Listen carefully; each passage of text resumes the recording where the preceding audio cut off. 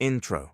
Before there was light, before there was land, before there was even time itself, there was nothing, or almost nothing. Welcome.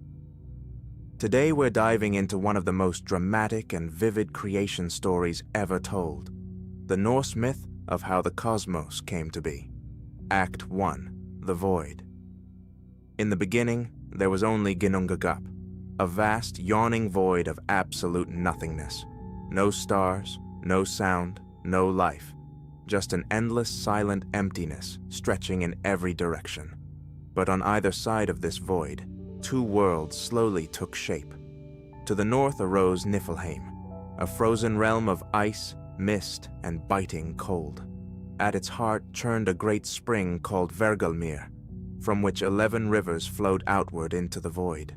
To the south blazed Muspelheim, a world of roaring fire, ash, and searing heat, guarded by the fire giant Surtur, who even then wielded a flaming sword that would one day help end the world. These two forces, ice and fire, crept slowly toward each other across the void. Act 2. The First Life. When the rivers of ice from Niflheim reached the warmth drifting up from Muspelheim, something extraordinary happened. The ice began to melt, and from that melting ice, drop by drop, the first living being emerged. His name was Ymir, the first of the frost giants, a massive and terrible creature, neither fully good nor fully evil. He simply was. As Ymir slept, more life stirred from the melting ice. A great cow called Auhumla. She nourished Ymir with her milk, and she herself survived by licking the salty ice blocks around her. And as she licked, something appeared in the ice. First, hair, then a head. Then, after 3 days of licking, a full figure emerged, a being named Buri, the first of the gods. HT3. The birth of Odin.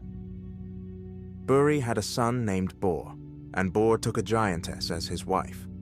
Together they had 3 sons, and the eldest of those sons was Odin. Odin and his brothers looked out at the void, at the chaos of giants and ice and fire, and they made a decision that would reshape all of existence. They killed Ymir. The blood that poured from Ymir's wounds was so vast, so unstoppable, that it drowned nearly every frost giant in a great flood. Only 2 survived, drifting on the tide, and from them the race of giants would continue, a constant thorn in the side of the gods for ages to come. Act 4. Building the world. But Odin and his brothers didn't stop there. They took Ymir's enormous body and used it to build the world. His flesh became the earth.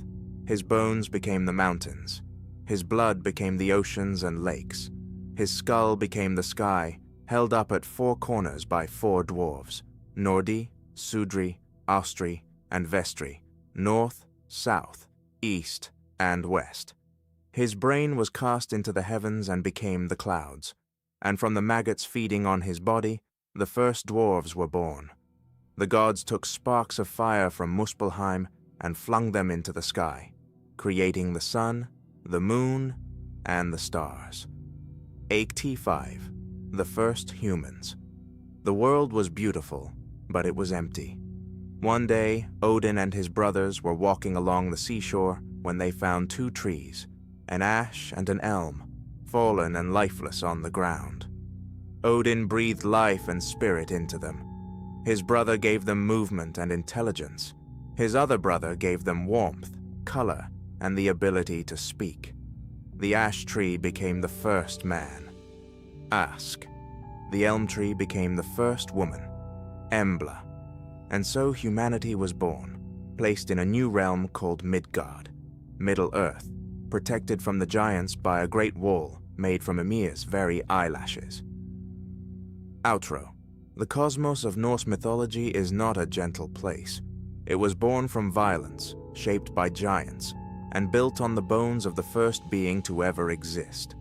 And according to the Norse, it will one day end in violence too, at Ragnarok, when the fire of Muspelheim finally consumes it all. But that is a story for another time. If you enjoyed this journey through Norse mythology, hit subscribe. There's a lot more cosmos to explore. See you in the next one.